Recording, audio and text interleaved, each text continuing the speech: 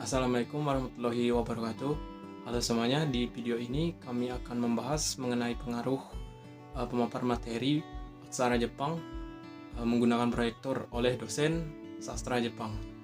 Kami akan membahas dampak positif dan dampak negatifnya terhadap kemampuan menulis tangan dosen itu sendiri maupun mahasiswa.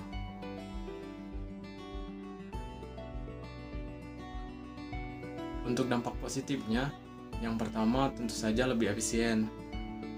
Dosen bisa menyiapkan materi dari rumah, terus ditampilkan di kelas. Hemat waktu, tidak perlu nulis satu persatu di papan tulis. Yang kedua, tentu saja tampilannya jadi lebih rapi. Aksara Jepang biasanya kalau ditampilkan menggunakan proyektor itu lebih jelas dan mudah dibaca. Yang ketiga, dosen bisa memakai berbagai media sekaligus. Contohnya seperti animasi, cara menulis kanji, gambar, dan contoh kalimatnya. Dan yang terakhir, materi bisa langsung disimpan terus dibagikan ke mahasiswa. Jadi praktis banget.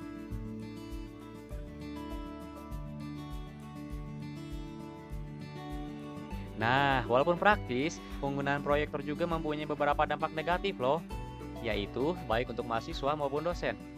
Nah, salah satunya bagi mahasiswa yaitu adalah penggunaan proyektor secara dominan dapat mengurangi frekuensi dan kualitas latihan menulis aksara secara manual. Hal ini menyebabkan keterampilan motorik dalam menulis karakter seperti kanji, hiragana, dan katakana menjadi kurang terasa. Selain itu juga mahasiswa cenderung menjadi lebih pasif karena hanya menerima informasi secara visual tanpa keterlibatan secara langsung dalam proses penulisan. Akibatnya, mereka lebih mengandalkan memori visual dan mengalami kesulitan dalam mengingat urutan, goresan, atau bentuk aksara dengan benar. Dalam jangka panjang, hal ini berdampak pada menurunnya daya ingat terhadap aksara Jepang karena kurangnya praktik yang mendukung pembentukan memori jangka panjang. Sementara itu, bagi dosen, penggunaan proyektor dapat membuat proses pembelajaran menjadi terlalu berfokus pada penyampaian isi dan kurang memberi ruang untuk mengevaluasi kemampuan mahasiswa dalam menulis secara langsung. Metode pembelajaran menjadi cenderung satu arah dan kurang melibatkan aktivitas menulis secara partisipatif. Dosen juga berisiko mengabaikan aspek penting seperti urutan goresan atau estetika penulisan aksara, karena perhatian lebih tertuju pada makna dan struktur kalimat. Dalam beberapa kasus, dosen mungkin mengasumsikan bahwa mahasiswa memahami aksara hanya karena mereka bisa membacanya saja di layar, padahal kemampuan menulisnya belum tentu berkembang. Oleh karena itu, dapat disimpulkan bahwa meskipun penggunaan proyektor memberikan kemudahan dalam visualisasi materi, pendekatan ini juga perlu diimbangi dengan strategi yang melibatkan latihan menulis secara aktif, agar penguasaan aksara Jepang dapat tercapai secara menyeluruh.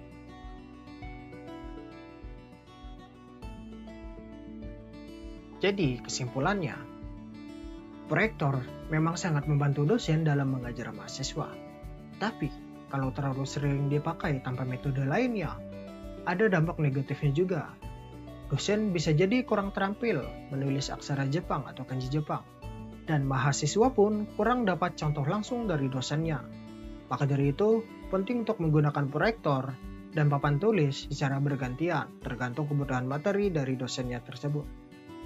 Metode lainnya seperti menulis langsung di papan tulis sambil menjelaskan urutan goretan aksara Jepang atau kanji Jepang, melibatkan mahasiswa dalam menulis di depan kelas, atau menggunakan animasi interaktif untuk menunjukkan urutan penulisan aksara Jepang atau kanji Jepang juga bisa diterapkan. Dengan cara ini, teknologi dapat tetap bermanfaat tanpa mengurangi keterampilan menulis tangan, baik bagi dosen maupun mahasiswa. Oke, terakhir saran dari kami itu, meskipun teknologi proyektor sangat membantu dalam proses pembelajaran, dosen juga sebaiknya tetap sekali menulis di papan tulis, khususnya ketika menjelaskan urutan goresan aksara Jepang, contohnya itu kanji, hiragana, ataupun katakana. Hal ini penting karena urutan cara menulis aksara Jepang itu bukan hanya soal bentuk akhirnya, tetapi juga prosesnya, melihat langsung bagaimana huruf itu ditulis satu persatu, lalu membantu mahasiswa juga memahami struktur dan logika penulisannya.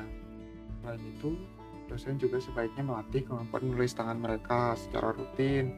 Salah satu cara menyenangkan adalah dengan membuat kuis atau latihan bersama mahasiswa. Jadi, ini tidak hanya menjaga keterampilan menulis dosen, tetapi juga membuat suasana kelas menjadi lebih aktif dan partisipatif. Kalau ingin memanfaatkan teknologi, dosen bisa memilih media yang lebih interaktif, misalnya gunakan animasi dan memperlihatkan urutan goresan.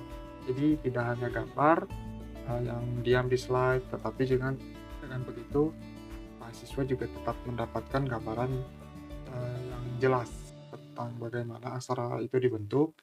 Dan tak kalah penting lagi itu, institusi atau kampus bisa mempertimbangkan untuk mengadakan pelatihan bagi dosen, khususnya dalam mengembangkan metode pembelajaran aksara Jepang.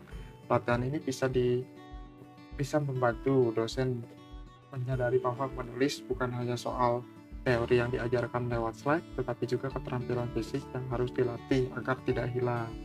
Intinya, teknologi dan keterampilan manual sebaiknya berjalan berdampingan.